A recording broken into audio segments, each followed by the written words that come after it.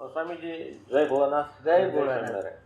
હવે અમે ભીમનાથ મંદિરની શંકરા ચેનલમાં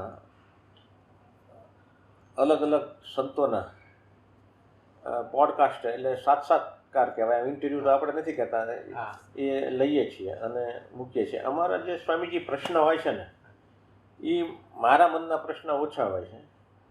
અમે પહેલાં નક્કી કરીએ છીએ અને બધા અમારા સેવકોને પૂછીએ છીએ કે કયા કયા પ્રશ્ન આપના મનમાં ઉદ્ભવે છે, કારણ કે લોકોના મનમાં જિજ્ઞાસા બહુ હોય છે, ક્યુરિયોસિટી હોય છે કે આ કેવી રીતે થાય છે, આ શું છે.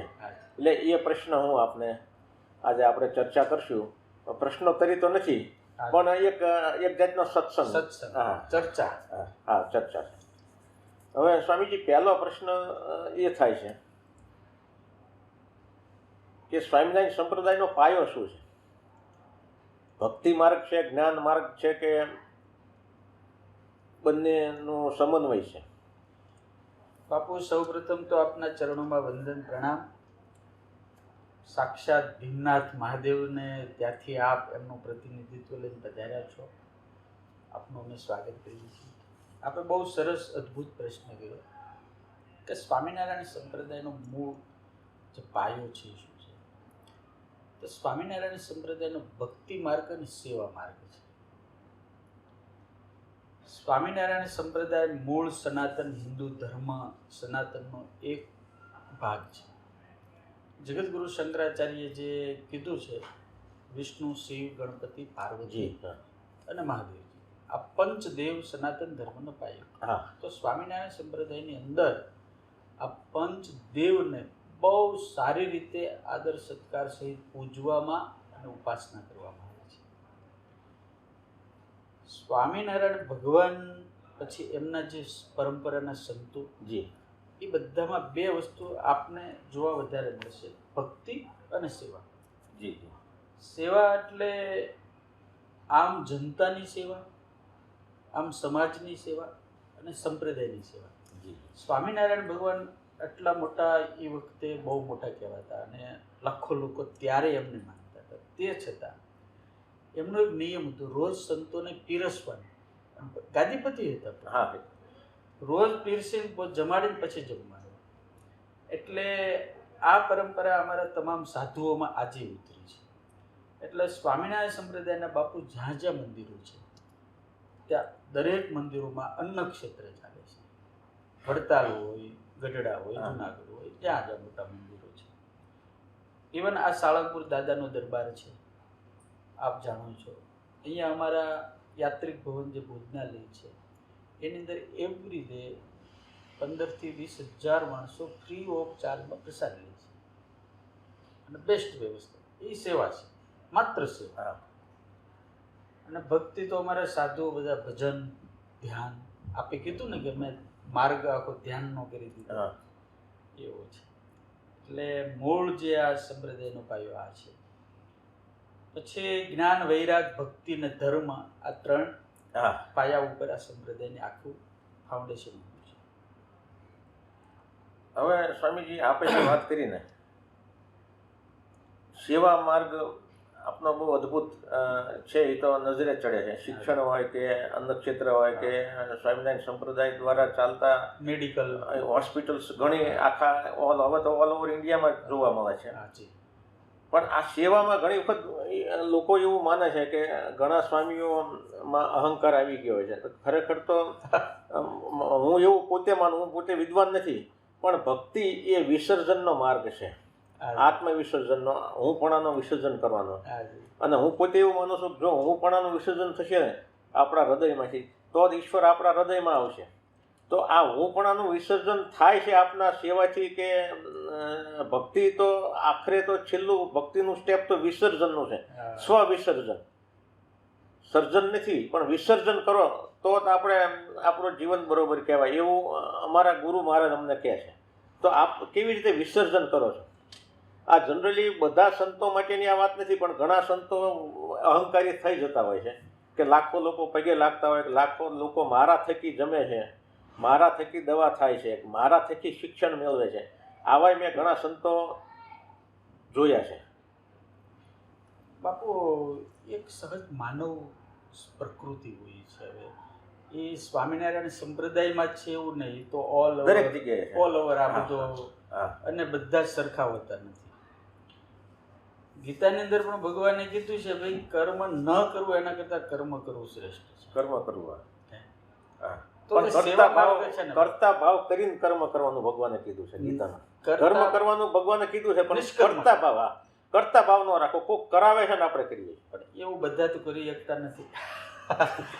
એ બહુ અઘરું છે, માર્ગ અઘરો છે, કરવું અઘરું છે. પણ મેં જે અભ્યાસ કર્યો છે અને મેં જે સ્વામિનારાયણ ભગવાન વિશે જાણ્યું છે, તો એ જાતે પીરસતા હતા, હા. જાતે કામ કરતા હતા. એ એમને ખબર હતી, એ પોતાના સ્વને વિસર્જન કરવા માંગતા. હા.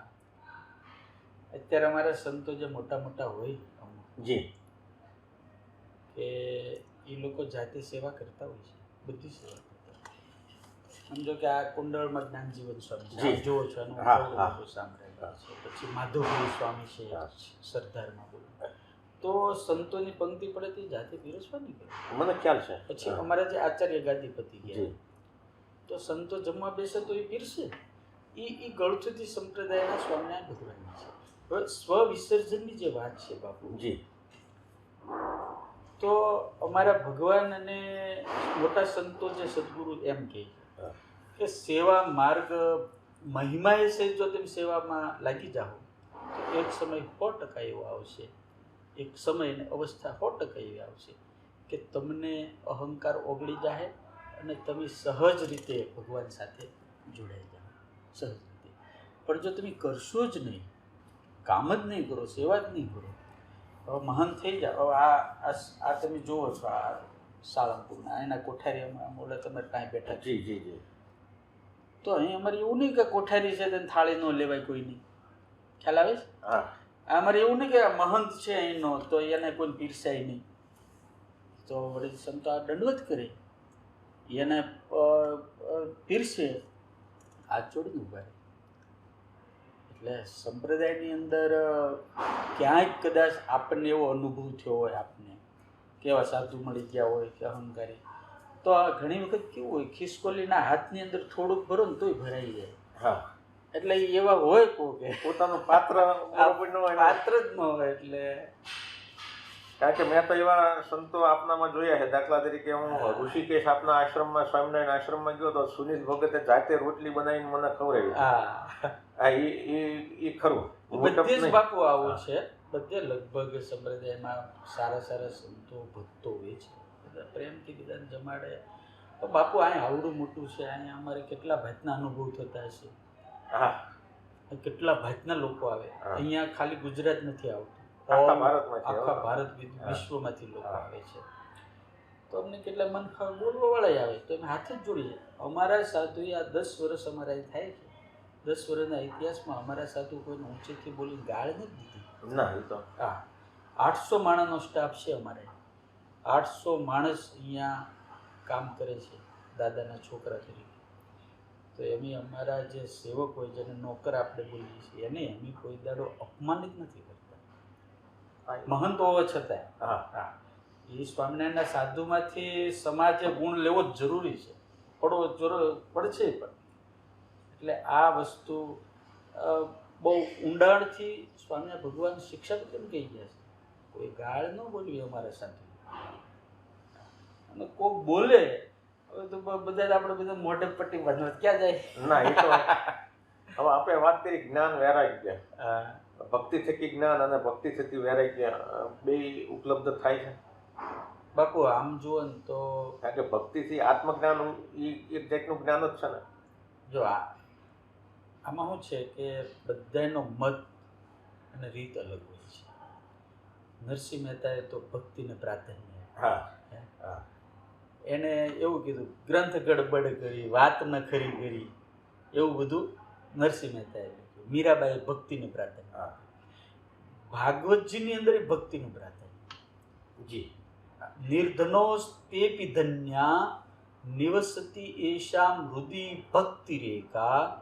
એમાં એવું લખ્યું ભાગવતના માધ્યમમાં કે જે હાવ નિર્ધન હોય પણ જેના હૃદયની અંદર ભક્તિ છે, એને તો ભગવાન પાછળ પાછળ વશ થઈ જાય છે. ભક્તિ સૂત્રો પર નદ્ધ, ભક્તિ રૂપી સૂત્રથી ભગવાન બંધાઈ જાય.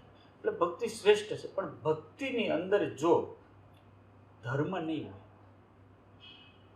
તો ભક્તિ સફળ થાય નહીં. ધર્મ એટલે સમજો કે હું ભજન કરું છું પણ હું ચરિત્રથી ભ્રષ્ટ છું. એ તો ભક્તિ દેખાડે નહીં. ભક્તિ હું મારું જીવન એ વ્યસનવાળું છે, મને સાંજે બીડી જોઈએ છે, મને સાંજે ગાંજો જોઈએ છે, મને સાંજે દારૂ જોઈએ, તો હું ભક્ત નથી. ભક્ત જે છે, નાનક નશા નામ કા ચડા રહે આઠું. નાનક નામના જે સંત થઈ ગયા એમને કીધું કે નશો તો જે ભક્ત હોય એને ભગવાનના નામનો જ હોય, એને બીજા નશાની જરૂર નહીં. એટલે સ્વામિનારાયણ સંપ્રદાય સખ્ત રીતે ભક્તિ અને સેવા પરંપરાનો બહુ હિમાયતી છે. તો ભક્તિ અને સેવા આ તો એક સનાતનનો પાયો છે, આ પર્યાય છે. બરોબર છે. તો પછી સામાન્ય વર્ગમાં અથવા સંતોમાં, કારણ કે હું તો અખાડાનો માણસ છું, સ્વામિનારાયણ સંપ્રદાય અને સનાતન વચ્ચે એક ન દેખાતી દિવાલ કેમ ઊભી થઈ ગઈ? દેખાતી નથી પણ ફિલિંગ થાય છે બાપુ. આનું કારણ શું? એનું મને કાંઈ નથી સમજાતું. અમે તો જો, કારણ કે હું તો સતત સંતો વચ્ચે રહું છું. અમે છે ને બાપુ, અમારા મંદિરની અંદર ક્યારેય કોઈ સાધુ પુરુષોનું અપમાન થયું હોય એવું કંઈ દેખાડો. આપ ઘણા મંદિરોમાં ગયા છો. જી જી. હા. ક્યાંય સાધુ સત્પુરુષોનું અપમાન થયું હોય? અમારે ત્યાં કેટલાય સાધુ સંતો આવે છે જુનાગઢના. હા, આવે છે. બધા બહુ આવે. તો અમે બહુ પ્રેમથી પગે લાગી જમાડવાની વ્યવસ્થા કરી, પ્રસાદ આપી બીજું આપીએ છીએ. અમે કોઈ ત્યાં નીકળો અમે નહીં કરતા. એની વાત ક્યાં કરો છો? આ જનરલ લોકો આવે છે, બહુ સન્માનપૂર્વક આપણે. આ દિવાલ થવાનું કારણ શું? હવે એ છે ને સંશોધનનો વિષય છે ને તમે મોટા છો, હું નાનો છોકરો. ના, હું મોટો નથી, પણ આ લોકોમાં એક જિજ્ઞાસા છે. વચ્ચે એવી વાત આવી હતી કે ગીતાની જગ્યાએ શિક્ષાપત્રીને અહેમિયત આપવામાં આવે છે. ગીતાની તો કોઈ સરખામણી કોઈ કરી શકે એવું જ નથી. ગીતા ઇલ્મી, એક મુસ્લિમે મને એવું કીધું હતું કે બાપુ ગીતા ઇલ્મી પુસ્તક છે, એમાં મુસ્લિમ હોવા છતાંય ગીતાનો વિરોધ કરીએ એવી હિંમત નથી. હું એવરીડે ગીતાનો પાઠ કરું છું, એટલે આખો નહીં. હા, એ તો રોજ જે શિક્ષાપત્રીના 5 શ્લોક વાંચે ગીતાજીનો એવરીડે. પણ મારી કથામાં હું લગભગ ગીતાજીની વાત કરું. હું એમ કહું છું પણ આ જરૂરી છે. આ લોકોમાં પ્રશ્ન ઉદ્ભવેલા છે. એક સાધુને તમે પૂછો ગીતાના શ્લોકો બોલશે. સ્વામિનારાયણ સંપ્રદાયના જેટલા વ્યાસપીઠ ઉપર બેવાવાળા સંતો છે ગીતાજીની વાત કરી. એક તમે પ્રવચનો સાંભળજો ધ્યાનથી. સ્વામિનારાયણ સંપ્રદાય દ્વૈતને માને છે કે અદ્વૈતને માને છે? વિશિષ્ટ અદ્વૈત માને છે. રામાનુજાચાર્યને છે. એટલે આપ રામાનુજાચાર્યના ફોલો. તો રામાનુજાચાર્ય જે બ્રહ્મસૂત્રનું ભાષ્ય કર્યું એ તો મારી દ્રષ્ટિએ અમારા આદિગુરુ શંકરાચાર્ય કર્યું એનું એક્સટેન્શન જ છે ને. હા, એમ મધ્વાચાર્ય એવું કહે છે, મધ્વાચાર્ય કે રામાનુજાચાર્ય પ્રચ્છન્ન અદ્વૈત છે, જગતગુરુ શંકરાચાર્ય અદ્વૈતને માને છે. હું હાર્ડકોર અદ્વૈત, હું પોતે હાર્ડકોર અદ્વૈત. અને રામાનુજાચાર્ય વિશિષ્ટ અદ્વૈતને, એટલે વિશિષ્ટ અદ્વૈત, અદ્વૈત જ છે પણ જીવ અને માયાથી એ વિશિષ્ટ છે એવું રામાનુજાચાર્ય માને. પછી મધ્વાચાર્ય દ્વૈતને માને છે. પછી વલ્લભાચાર્ય જે છે શુદ્ધાદ્વૈતને માને છે. બધા મોટા મોટા સત્પુરુષો છે. હવે એની વાતમાં આપણે કઈ કહી નહીં કે કારણ કે એમની વાત છે બાપુ. પણ આ અદ્વૈત કે દ્વૈતાદ્વૈત આપણે આપ તો ભાગવતના પ્રચંડ વક્તા છો અને વિદ્વાન છો, અભ્યાસુ છો. ભાગવતમાં એક બહુ નાની એવી કથા છે. સુખદેવજી જંગલમાં જાય છે ને પાછળ વ્યાસજી જાય છે. વ્યાસજીને જોઈને નાવાવાળી અપ્સરાઓ બહેનો હતી એ પોતાના છુપાઈ જાય છે અને સુખદેવજીમાં છુપાતી નથી. હવે સુખદેવજી અદ્વૈતના જનક કહેવાય, કારણ કે એમને તો જાતિભેદ હતો જ નહીં, નહોતો ને. એટલે એમની માટે તો સ્ત્રી અને પુરુષ બે એક ખરખું જ હતું, શક્તિની. તો પછી સ્વામિનારાયણ સંપ્રદાયમાં ઘણા સંતો માતાજીની ઉપાસનાનો વિરોધ કેમ કરે છે? બાપુ કોઈ નહીં કરતું. અમારે એવું બન્યું છે, મેં ઘણું જાણ્યું છે કે માતાજીના ફોટા જે તે ગૃહસ્થના ઘરના પૂજાના ટાંકામાંથી કઢાવી લે છે. એનું કારણ શું? આ એક એવું નથી. હમણાં એક ભુવાજીનું આવ્યું હતું, એ એવું બોલતા હતા કે હનુમાનજી બહાર મૂકી દો, હા, અને મારા માતાજી પધરાવી દો. એ ખોટું જ છે ને. એમાં કોઈ ક્યાં વાંધો છે? પણ કોણ ક્યાં વાંધો? તમને કોઈ વાંધો પડ્યો? ના. કોઈ બોલ્યા? ના. કોઈ સનાતન વાળા બોલ્યા? તો સ્વામિનારાયણના સાધુ કદાચ કોઈ બોલે ત્યારે જ કેમ બોલાય છે? એનો જવાબ મારે તમારી પાસે જોઈતો. આ મને ખબર નથી પડતી. ખબર છે તમને? તમે બોલ્યા? જો તમે શુદ્ધ અદ્વૈતવાદી હોય તો તમારે તો માતાજી અને ભગવાન જવાબ તો દો પહેલા. શું મારો જવાબ તો દો કે ઓલા ભુવાજી બોલ્યા, આમાં એક પણ કેમ કોઈ વિરોધ નથી? ભુવાજીને અમે નોંધ જ નથી લેતા. ભુવાજીને અમે એટલા વિદ્વાન માનતા નથી. જો હું અંગત રીતે મોટા ભાગના ભુવાને ઢોંગ કરતા હોય એવું માનું છું. હું ઓન કેમેરા કહું છું. બોલ્યા હતા ખરું? મને ખ્યાલ નથી. તમે કીધું બોલ્યા હતા હમણાં કીધું. કોણ? એવા તો ઘણા બોલતા હોય છે, હું ધ્યાનમાં નથી રહેતો. પણ જ્યારે સિદ્ધહસ્ત સ્વામી ટાંકામાંથી માતાજીની મૂર્તિ કઢાવી લે, ટાંકામાંથી માતાજીનો ફોટો નદીમાં નખાઈ દે. અમારા ભીમનાથમાં આવા પ્રસંગ બન્યા. કોક હોય ગુરુ એવા. હા, એમ મારું કહેવું. કોક હશે, મને ખબર નથી. મેં એક વખત સાંભળ્યું નથી કે સ્વામિનારાયણ સાધુએ માતાજીની મૂર્તિ પધરાવી. કારણ કે ઇનડાયરેક્ટલી મને જે સ્વામિનારાયણ સંપ્રદાયના અત્યારે બાપુ હું હનુમાનજીની કથા કરું તો સાંભળો? મેં સાંભળ્યું છે. સાંભળો? હા. તો પછી હું સ્વામિનારાયણનો છોકરો થઈ રામના છોકરાને આવી વાતો કરું છું, એનો કોઈ ગુણ કેમ નથી લેતા? લેવી જ છે ને. એવું કંઈ નથી અમે નથી લેતા. એમ લોકોના જે પ્રશ્ન છે, મેં પહેલા આપને કીધું છે કે લોકોએ જે મને કીધું છે, મારે આ તમારી પાસે જાણવું છે. એક દિવાલ છે ને તોડવાનો આ પ્રયત્ન. અમુક ભ્રમ હોય છે અને અમુક ખોટી વાહિયત વાતો હોય છે. હવે આવડો મોટો સંપ્રદાય બધા ધોરખાનો ના ન હોય. હું તમને એમ કહું કે આ બધા બહુ સાધુ સંતો છે. તો હવે કોઈક જુનાગઢના સાધુનો તમને પ્રશ્ન પૂછું ગિરનાર, તો તમે શું જવાબ આપશો? એની રીત છે. તો એમ કહેશો ને, તો પછી મારે એ જ કહેવું પડે ને, એની રીત છે. અમારા કેટલા ઓલા છે. મને હું જે છપછબિયા, હું તો બહુ વિદ્વાન નથી. હું છપછબિયા મારું આપ વિદ્વાન છો, કારણ કે હું તો હૃદયનો સાધક છું. અમારામાં કેટલા વિભાગ છે આપને ખબર છે ને? તો પછી હવે હું તો નાનો એવડો સાધુ, હાવ નાનો.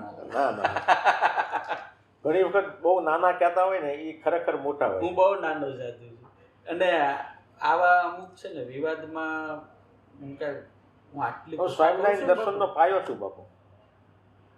એટલે સ્વામિનારાયણની ફિલોસોફી, દર્શન આપણું, એનો પાયો તો સનાતનમાં જ છે. તો સનાતનનું દર્શન તો હું એવું માનું છું કે મને તો બહુ વિદ્વાન નથી. કપિલ મુનિના સાંખ્યમાંથી શરૂ થયો. આપણા દર્શન શાસ્ત્રનો પાયો તો સાંખ્ય જ છે ને. અને સાંખ્યમાં પુરુષ અને પ્રકૃતિનો સ્પષ્ટ ભેદ લખે છે. એ બાબતની મને બહુ ખબર નહીં. ને આપ વિદ્વાન છો, આપ શબ્દ ચોરો નહીં બાપુ. જગતગુરુ શંકરાચાર્ય ખરા ને, એને જે અદ્વૈત સિદ્ધાંત ત્યાર પછી બધા સિદ્ધાંતો પ્રવર્ત્યા. વિશિષ્ટાદ્વૈત હોય, અદ્વૈત હોય, શુદ્ધાદ્વૈત હોય, દ્વૈત હોય, બધા. પણ બાપુ આચાર્ય શંકરનો પાયો જે છે ને, અમારા મૂળ જગતગુરુ છે. અમારા જે અતીત અમે મૂળ સુખવંશી છીએ. સુખદેવજી. હા, સુખદેવજીના 10 મુખ્ય શિષ્યો હતા. એ અમે 10ના નહીં. અને એને વ્યવસ્થિત કરવાનું કામ આદિગુરુ શંકરાચાર્ય કરેલું છે. પણ એમની ફિલોસોફીમાં તે ભગવાન કપિલના સાંખ્યનો પાયો છે. હવે એમાં તો શું છે, અમારા ગુરુએ તો અદ્વૈતને ફેલાઈ દીધું કે અદ્વૈત બરોબર. અમારા યોગ શાસ્ત્રમાં મૂળ તો અહીંયા આવતા જ અદ્વૈત થાય. અહીંયાથી નીચે તો દ્વૈત જ છે. દ્વૈત છે. આપણે દ્વૈત છીએ. હું પુરુષ છું, આપ પુરુષ છો, બરોબર છે. આ ચક્ર ભેદ પછી જ તમે અદ્વૈતમાં જાઓ છો ને. અમારા યોગ શાસ્ત્રમાં એવું લખેલું છે. અને અમારા ગુરુ મહારાજ એવું કહે છે કે અહીંયા પરાત્પર શિવલિંગ છે. પરાત્પર શિવલિંગ એટલે અર્ધનારેશ્વર અહીંયા છે, આપણા સહસ્ત્રાર કમળ. હા, એમાં અર્ધનારેશ્વર ભગવાન છે. એટલે અહીંયા પગ અવતારે અદ્વૈત આપણે થઈ જાય છે. ત્યાં સુધી તો દ્વૈતાદ્વૈત રહ્યા છે. સાધનાનો વિષય છે. ના, આ વિદ્વતાનો આપની પાસે મારે જાણવું છે. નહીં બાપુ, એ સાધનાનો વિષય છે, વિદ્વત્તાનો નથી. વિદ્વાન ખાલી વાતું કરે, એ પહોંચવાની વાત તો સાધના જે કરે ને સાધક અને યોગ જે યોગી હોય એ કરી શકે. કારણ કે મેં તો આપના સંપ્રદાયનું જેટલું મેં હું આમ જિજ્ઞાસુ, હું રોજ 3, 4, 5 કલાક વાંચું. હા, પણ સ્વામિનારાયણ સંપ્રદાયમાં જે બહેનો સાધ્વીઓ હોય છે એને સાંખ્ય યોગીનીઓ કહેવામાં આવે. સાંખ્ય તો કપિલ મુનિએ આપેલું દર્શન છે, અને સાંખ્યનો આધાર અમારા જગતગુરુએ લીધેલો છે, શંકરાચાર્ય. સાંખ્યના આધારે તેમને પ્રતિપાદિત કરવાનો પ્રયત્ન કર્યો છે કે અદ્વૈત છે, દ્વૈત નથી. સાંખ્ય આનો વિરોધ કરે છે. સાંખ્યમાં ઈશ્વરને નહીં માનતા ને, સાંખ્યમાં અમુક દ્રષ્ટિએ ઈશ્વરને નથી માનતા, પણ બહુ ઊંડો અભ્યાસ આપ કરો ને તો સાંખ્ય ઈશ્વરને નથી માનતું એવું નથી. ઉપરથી છપછપિયા કરો તો એવું લાગે છે બાબુ કે આ ઈશ્વરને માનતા નથી. નિરીશ્વર સાંખ્ય અને શાસ્ત્ર. ચારવાક મુનિનું સાંખ્ય અલગ, હું એને નથી માનતો. ચારવાક્ય તો ચારવાક થઈ ગયા, એ તો નાસ્તિક હતા, માનો ને. એ તો સાંખ્ય જ ક્યાં આવે? હા, પણ એ પોતાને જીવય નથી. આ જીવય નથી, કઈ નથી. આ જે પ્રક્રિયા છે અનંત કાળ ચાલ્યા જ કરે. હા, પણ કપિલજી તો માને છે. ભગવાન કપિલે તો બહુ સરસ કીધેલું છે. કપિલ ભગવાન તો સબીજ સાંખ્ય માને. સબીજ એટલે ઈશ્વર સહિત સાંખ્ય. ઈશ્વર સહિત સાંખ્ય માને. અને એ પ્રકૃતિ અને પુરુષ હોય તો આ દુનિયાની રચના થાય છે, એટલે દ્વૈત થયું. તો આપણે જે સાંખ્ય યોગીનીઓ કહીએ છીએ તો દ્વૈતની સાધના કરે છે કે અદ્વૈતની? આપણા સ્વામિનારાયણ સંપ્રદાયની વાત કરું છું બાપુ. એ સાંખ્ય યોગી એટલે કે એને સંસાર છોડી, બધું છોડી માત્ર ભગવાનના રસ્તે ચાલે છે, એને સાંખ્ય યોગી એવું નામ આપ્યું છે. અચ્છા, તો હું એવું માનતો હતો કે આ સાંખ્ય દર્શન નહીં, ભક્તિ માર્ગ જે સ્વામિનારાયણના સંપ્રદાયનો જે ભક્તિ માર્ગ છે, સેવા માર્ગ, એને લીધું છે. અમને સાધુ, એટલે અમને આમ શાસ્ત્રોની અંદર અમારા સાથે પરમહંસ દીક્ષા આપવામાં આવે છે. જી, સંન્યાસી નથી એની. સંન્યાસીને શિખા અને સૂત્ર નો, એ તો મારા અગ્નિનો સ્પર્શ નો. અમે સંન્યાસી નથી, અમે પરમહંસ દીક્ષા અમને મળે છે. હવે પરમહંસને કેવું હોય, સાધુ જીવનની અંદર એ સેવા પણ કરીએ કે શિખા અને સૂત્ર સહિતના અમે સાધુ છે, અમે સંન્યાસી નથી. આપણામાં કેટલા પ્રકારની દીક્ષા હોય છે. હા, સંન્યાસ દીક્ષા એટલે અમે જીવતા, મારી સંન્યાસ દીક્ષા થઈ છે 2012માં, તો મેં મારી જીવતા મારું પિંડદાન ને બધું કરી નાખેલું છે. હા, બધું કરી નાખેલું. અમારામાં એવું નથી. અમારામાં પરમહંસ દીક્ષા. એટલે આપ ઋષિ પરંપરામાં. ઋષિ, કે ઋષિ પરંપરા કહેવાય ને.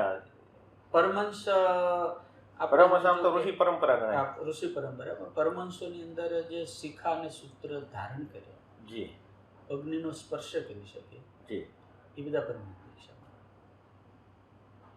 અચ્છા. સંન્યાસી હોય એને તો અગ્નિનો સ્પર્શનો હોય, બધું નિયમ હોય. પછી એને સંન્યાસીને વનમાં રહેવું, બધું ત્યાગ કરી દેવો, વ્યવહાર આથી. એ તો સંન્યાસીના નિયમ જે ભાગવતજીની અંદર છે. હા, એ પણ એમાં શું છે કે અમારા આદિગુરુ શંકરાચાર્ય જે સંન્યાસની પુનર્ગઠન કર્યું, એમાં એવું હતું, પ્રાચીન કાળમાં સંન્યાસીઓ આત્મ કેન્દ્રિત થઈ ગયા હતા, સમાજ કેન્દ્રિત નહોતા રહ્યા, અને હથિયાર મૂકી દીધા હતા. એટલે આદિગુરુ એવું કહેતા કે હથિયાર સાથેનો સંન્યાસી જોઈએ. એટલે અમારા દશનામની પુનર્રચના કરી હોય તો એમને કરી હતી કે તમારે મઠ અને આશ્રમ બનાવીને લોકોની વચ્ચે રહેવું અને શિક્ષણ આપવું અને હથિયાર ચલાવતા સમાજને શીખવવું. આ અમારો ઉપદેશ હતો. એટલે આ સંન્યાસની નવી પરંપરા અમારી હતી, જે એમાંથી અખાડાઓનું સર્જન થયું. અખાડા તો ઘણા પ્રકારના ઓલા અમારા 13 અખાડા. એટલે 13 અખાડાની રીત અલગ, તમામ અખાડાની રીત અલગ. 10 અખાડા અમારા સંન્યાસીઓના છે અને 3 અખાડા વૈરાગીઓના છે. સંન્યાસીના અખાડા હોય ને, એમાં ગ્રહસ્થ હોય છે. એમાં 10 અખાડા અમારા જે સંન્યાસીઓના એ ગેરુવા વસ્ત્ર પહેરે, અને 3 વૈરાગીના અખાડા સફેદ વસ્ત્ર પહેરે. એમાં ગ્રહસ્થ અને ત્યાગી અખાડા ના, એમાં જ આવે. હા, એમાં પેટા બધાએ ગુરુઓએ કરેલી વાત છે. પણ હાર્ડકોર જે સંન્યાસ છે ને એ ગ્રહસ્થ નથી હોતો. અને અમારામાં સંસારી સંન્યાસી થાય છે, પછી સંન્યાસ લીધા પછી સંસાર ધર્મને છોડી દે. દાખલા તરીકે હા, હું સંન્યાસની મેં દીક્ષા લીધી બાપુ, પછી હું મારા ઘરે જ રહું છું, પણ કોઈ જવાબદારી નથી. તો મનનો ત્યાગ હોય તો હા બસ, મનનો ત્યાગ આ બહુ મહત્વની વસ્તુ છે. એટલે સ્વામિનારાયણ સંપ્રદાયની અંદર કેવું છે બાપુ કે ત્યાગી એટલે સંપૂર્ણ અને ગૃહસ્થાશ્રમ પોતાનો જે સંબંધ, હા એ તો એનાથી હાવ કટ જી, અને આખું પરંપરા છે. અને સાધુ થવું હોય તો એને પહેલાં બધું ત્યાગી, પછી અહીંયા તો 2-5 વર્ષ એને ટ્રેનિંગ આ તે બધું હોય. હું નાનો વડો બાપુ 12 વર્ષનો હતો ને આવ્યો જી, તો અમારા ગુરુ તો બહુ જબરજસ્ત હતા. અથાણાવાળા સ્વામી, અથાણાવાળા સ્વામી, હા, ક્ષત્રિય હતા. હા, ક્ષત્રિયમાંથી આવેલા અને બહુ જબરજસ્ત ભક્તિ ને આરાધનાવાળા હતા, બહુ કડક હતા. હવે એમાં જે ટકી જવું અને જે કઠણ પડે, અમે 4 છોકરા હતા, એમાં હું એક ટકી ગયો, 3 ભાગી ગયા. એમનો પાવર બહુ એવો હતો. સવારમાં 3:30-4 વાગે જાગી, ભજન, દંડવત, પ્રદક્ષિણા બધું કરવાનું. પછી સેવાનું બહુ હોય મોટું કામ, વાસણો ધોવાના એ બધું. પછી સાંજે રોજ એક કીર્તન પાકું કરીને ભગવાન પાસે બોલવાનું, ન આવડે તો પાકું કરવાનું, ઊભા. એટલે બહુ કઠણમાંથી પસાર થયા પછી અમને સાધુ બનાવે. આજે ભણવાનું સૌથી અઘરું કામ છે, કોઈને ભણવું ગમતું નથી. એમાં આ મોબાઈલ આવે એટલે તો બધા છોકરાને મારી આગળ રોજ 2-5 સ્વામી ભણવાનું કંટાળો આવે છે. એટલે અમારા પછી ભણાવવાના હોય ને બધું ભયંકર. એટલે આ બધામાં પસાર થયા પછી એન્ટ્રી મળે. પછી તે લગભગ સમજો આપણે કુંભાર સમજો કે 100 માટલા નાખે કે બધા ન પાકે. એમાં અમારામાં જેટલા આવે કે બધા સાધુ થાય ના ન થાય, એ તો કેટલા પાકી જાય. એટલે આમ કોક રહી જાય. એ તો અમારા અખાડામાં બાપુ એવું હોય કે બધા પરીક્ષા પાસ નથી કરતા, અને જે કરે છે એ ભવતરી જાય.